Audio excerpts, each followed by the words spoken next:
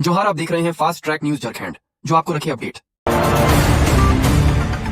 JPSC ने झारखंड के राजकीय पॉलिटेक्निक संस्थानों में 355 व्याख्याता पदों, 339 नियमित, 6 बैकलॉग और इंजीनियरिंग कॉलेजों में 11 सहायक प्राध्यापक बैकलॉग पदों पर नियुक्ति की अधिसूचना जारी की है।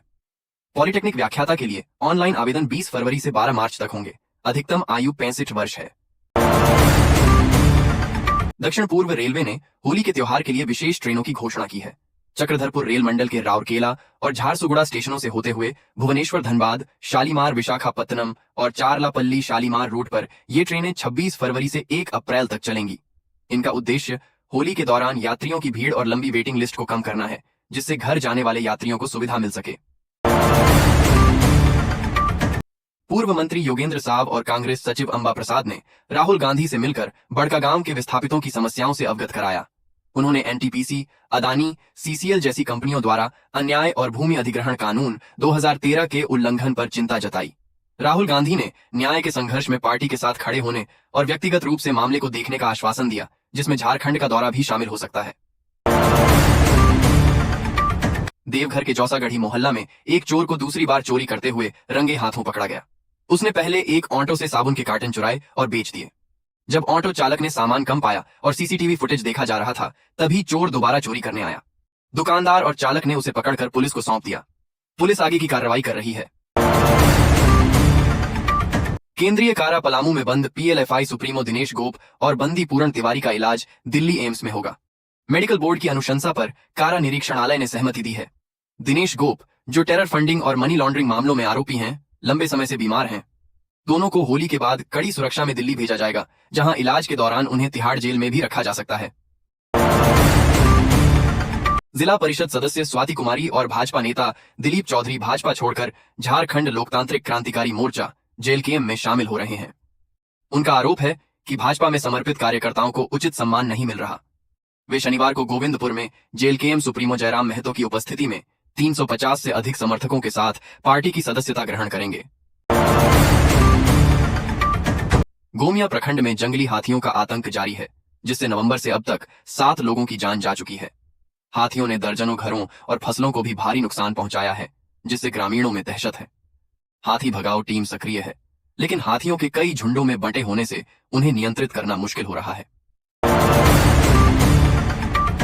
बरवाडीह के छिपादोहर में इंटरमीडिएट परीक्षा के दौरान एक 16 वर्षीय छात्र को दंडाधिकारी लोकेश सिंह द्वारा कथित तौर पर पीटने का मामला सामने आया है। छात्र मनदीप यादव के परिजनों ने बताया कि बिना किसी गलती के उसे सबके सामने मारा गया, जिससे वह मानसिक रूप से आहत है।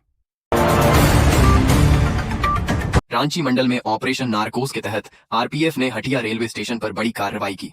गुप्त सूचना पर 60 वर्षीय मोहन प्रसाद को 7.5 किलोग्राम गांजा के साथ गिरफ्तार किया गया। बरामद गांजे की अनुमानित कीमत 3.5 लाख रुपए है। आरोपी ओडिशा से गांजा बिहार ले जा रहा था। आगे की कार्रवाई के लिए उसे जीआरपी हटिया को सौंप दिया गया है। झारखंड पुलिस सड़क दुर्घटनाएं रोकने के लिए वाहनों की रफ्तार पर लगाम कसने की तैयारी में है। इसके तहत हाईवे पर स्पीड लेजर गन की संख्या बढ़ाई जाएगी और शहरों में उच्च गुणवत्ता वाले कैमरे लगेंगे। नए इंटरसेप्टर वाहन और लगभग 30-31 प्रकार के उपकरण खरीदे जाएंगे, जिनमें ब्रेथ एनालाइजर और बॉडी वॉर्न कैमरे शामिल हैं। घायलों को त्वरित स्वास्थ्य सुविधा देने पर भी जोर दिया जा रहा है। ईडी ने कोयला माफिया अनूप मांझी उर्फ लाला और उसके सहयोगियों की 100.44 करोड़ रुपए की संपत्ति अस्थायी रूप से जब्त की है।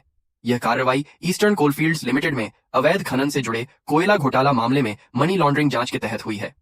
ईडी अब तक इस मामले में कुल 322.73 करोड़ रुपए की संपत्ति जब्त कर चुकी है।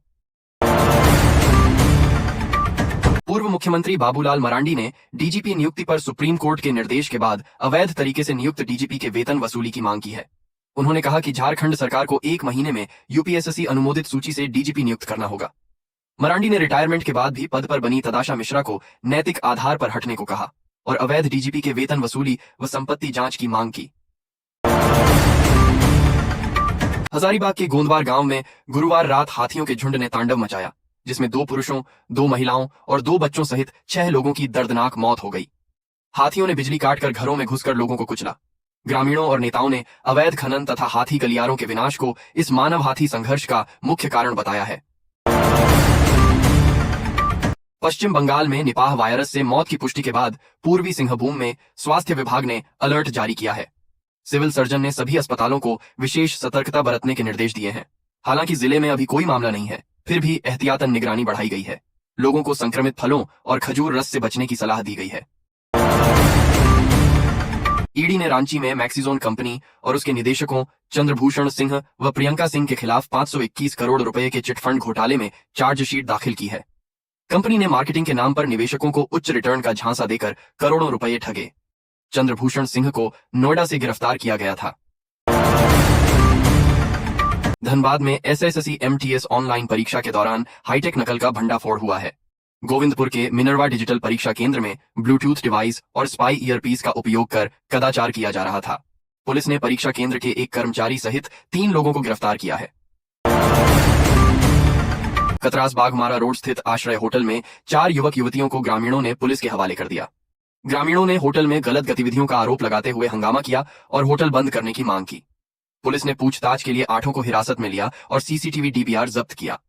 होटल संचालक ने आरोपों को निराधार बताया, जबकि पुलिस ने निष्पक्ष जांच का आश्वासन दिया है।